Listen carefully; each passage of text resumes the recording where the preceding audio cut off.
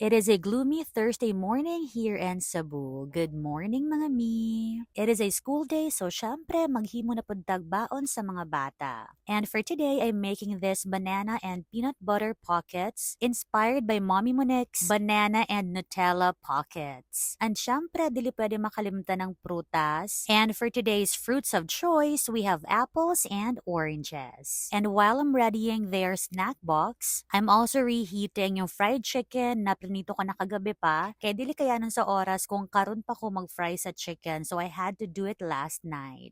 And finally, naanami sa sakyanan. And this is how our car rides usually go. It's not. It is. It's not. It is. It's not. Guys, It is. This is the reality pag naay 2 or more kids. Gubot kaayo. I had to carry his pee, brief, And that's Kuya telling us how he helped his classmate who had a pee accident. Na proud kay ko mga mi. As in iba yung happiness when you see your child or children showing kindness to other people. Anyway, as you can see, nakatulog nga ang langgeng kanina. Buti na lang kasi 4 a.m. talaga siya nagising today mga mi.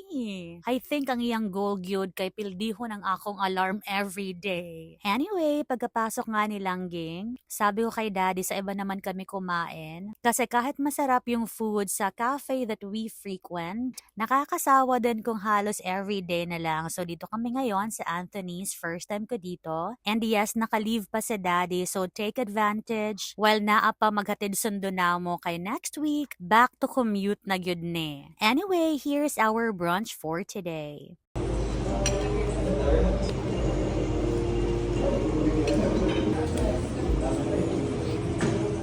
And 30 minutes before Langging's dismissal, we headed back to school. At nanghihingi nga ng cotton candy kay daddy. So ayan, dumaan kami sa 7-Eleven. Tapos, umuwi na rin. At si daddy na nga lang yung magsusundo kay kuya mamaya. Yun lang for today.